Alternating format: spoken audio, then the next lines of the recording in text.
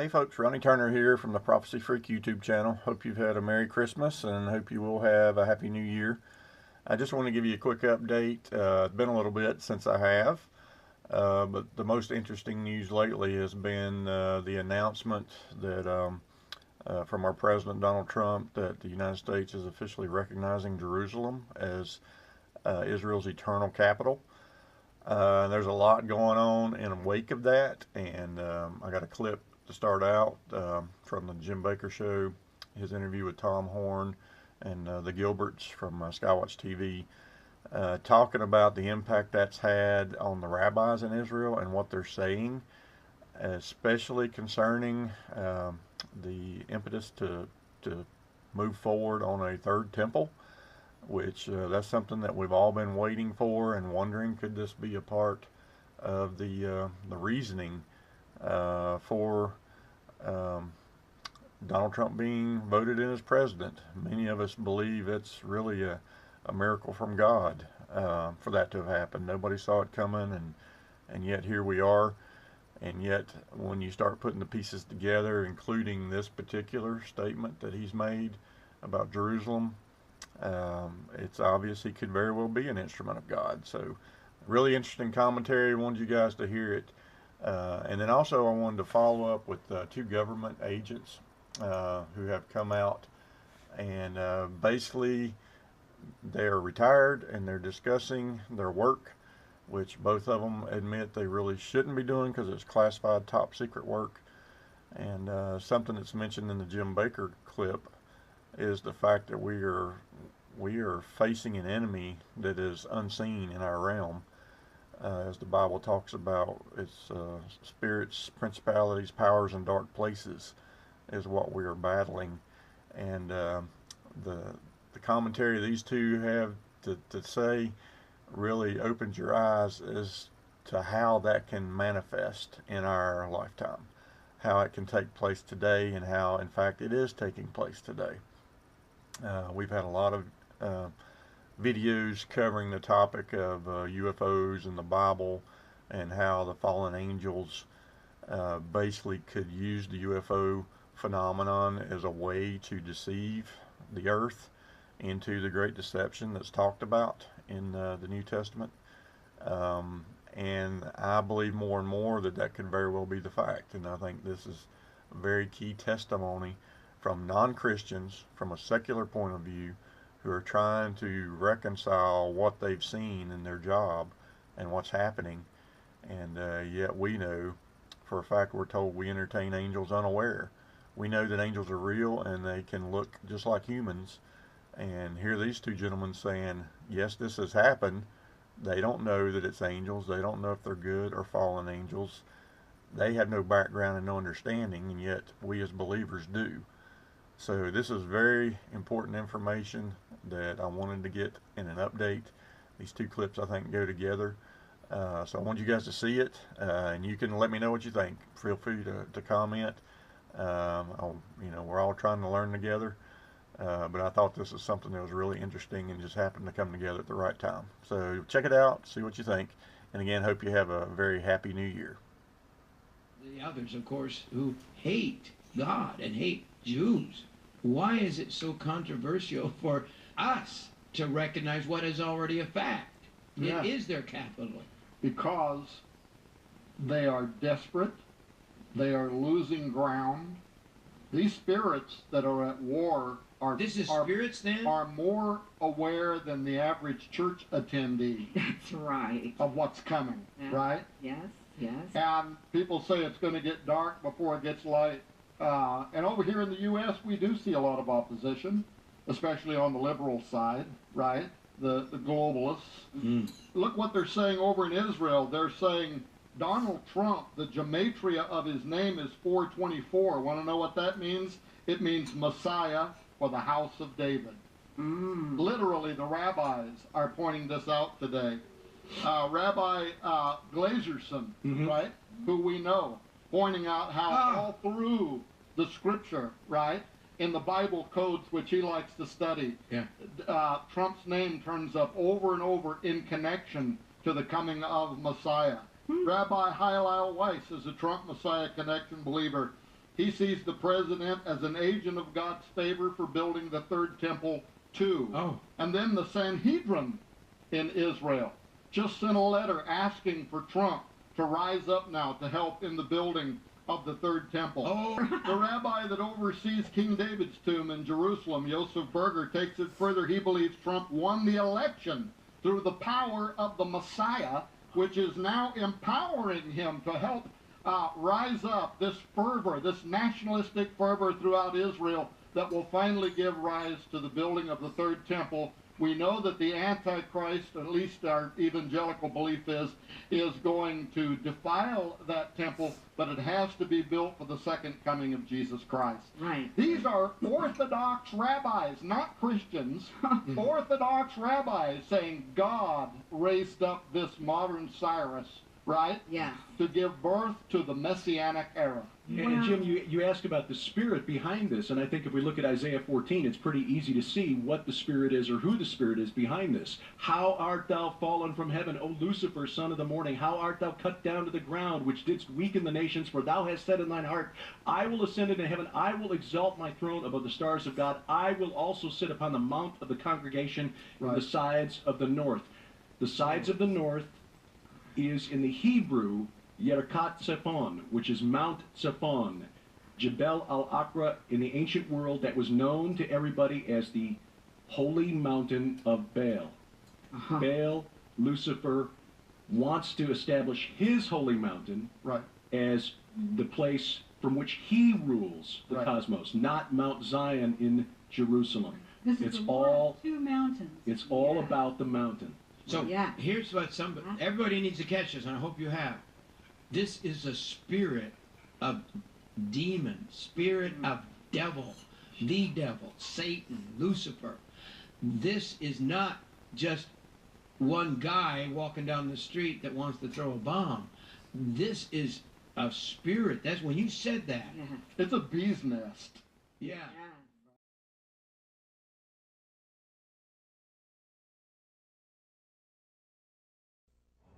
For 22 and a half years, I served in the United States Army.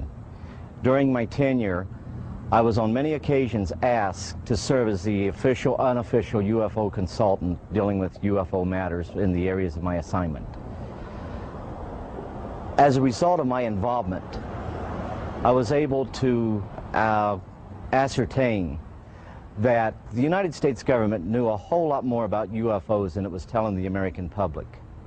That there was an intelligence involved, that there was a highly evolved technology.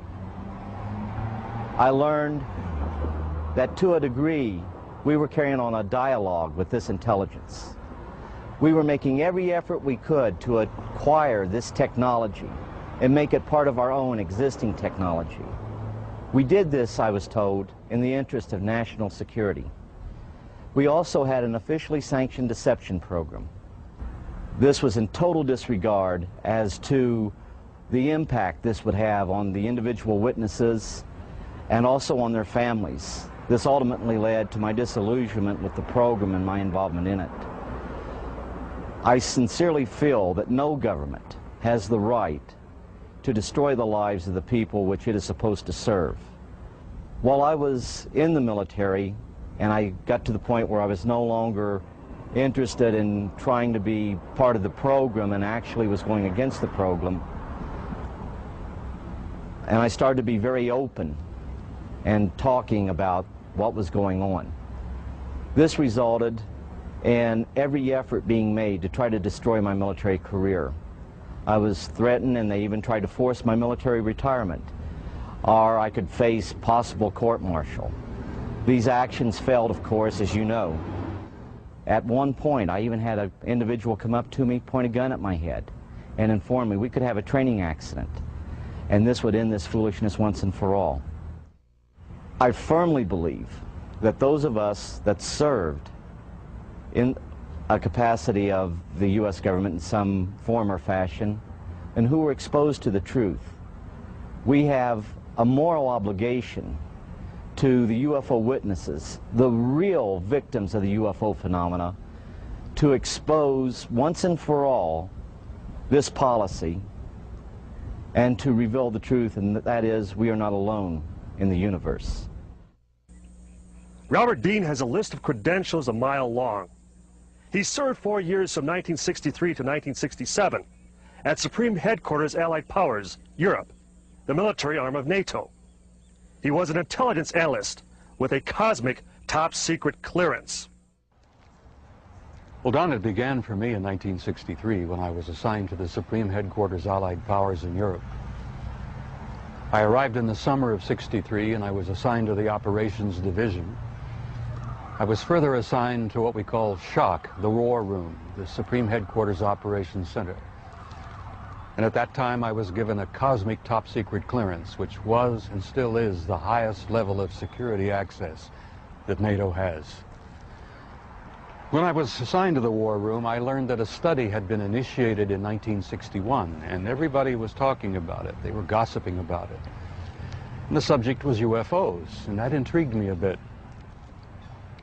When that study was concluded in 1964 and it was published, and I was still working in the War Room at that time, I had access to this document. I had a chance to read it. And having been exposed to it, I must tell you honestly that my life has never ever quite been the same. Because I read first-hand reports, verifiable NATO military material that indicated that the UFOs were not only real, that they represented something far beyond anything I had ever imagined before. When the study was concluded in '64, they concluded that there were 4 different groups apparently coming and visiting us. Out of those 4 different groups, one group looked exactly like we do, so much so that they could sit beside you in a restaurant or in an airplane or in a theater, and you'd never know. And that particular point bothered the military guys a lot. The point being that some of these people from somewhere could be walking up and down the corridors of SHAPE headquarters, or they could be walking up and down the corridors of the Pentagon. One day at lunch, a lieutenant colonel made the remark, he says, Jesus, do you realize they could even be in the White House? And there was a little forced laughter at that point, I remember, because a lot of us over the years have had some misgivings about the occupants of the White House. But the point I'm making is that the idea that aliens could be here in our midst bothered the military, because if you're not paranoid when you go into the service, you're certainly trained very quickly to be so. It's the nature of the military mind, I think, to be paranoid. But that was only part of the story. The SHAPE conclusions in '64 were that there were 4 groups that we knew of. They were apparently interplanetary. Some very likely were interstellar. They even concluded that some of them could be intergalactic. When I retired in 1976, many of our military people knew at that point that we were not simply dealing with visitations from people from other planets or star systems. They had concluded by '76 that some of these visitors very well might be multidimensional in their source. The evidence that we had collected and the evidence that they had repeatedly demonstrated to us, and that's no accident. It became very clear after a time that there was a program or a process of some kind underway, that they had demonstrated over and over and over again that they apparently were able to manipulate matter and time. Now this really shook up our scientists. There are a lot of new young scientists in particle physics today who talk about multiple dimensions. There's a brilliant young professor in New York by the name of Michio Kaku, who has written a brilliant book called Hyperspace, where they talk about 10 separate dimensions. I'm not enough of a physicist to try to explain to you what a dimension is, but the idea that there could be intelligences from somewhere else, from other dimensions, coming and going into our reality. It's been quite a shakeup in traditional science. I guess I speak out openly and bluntly about this because I feel so strongly about it. I violate my security oath every time I speak about it. I do it intentionally and I do it on purpose. because I feel so strongly that the American people not only have a right to know the truth, but they have a need to know the truth. The truth, Don, apparently is simply this, that we're not alone, we've never been alone. We are apparently part of an infinite universe filled with intelligent life. I find that exciting. It doesn't frighten me. The SHAPE study concluded in '64 that if they, whoever they were malevolent or hostile, that they could have taken this planet and cleaned it up and eliminated us, turned us into dog food or whatever, a long, long time ago. That the historical evidence indicates that they've been with us a long time, and I've concluded that we had what I like to call an intimate interrelationship with at least one of those groups, the group that looks exactly like we do. And that point is, I don't like the word alien. I don't think the term alien is appropriate at all here. I like to refer to them as family. We're related to them. I think they had a hand in our being here. And I think the time has come where we're about to meet our extended family. It's going to be very soon, and the people are not ready. And one of the reasons I do speak out so bluntly and so openly is if in some small way I can help people get prepared for this.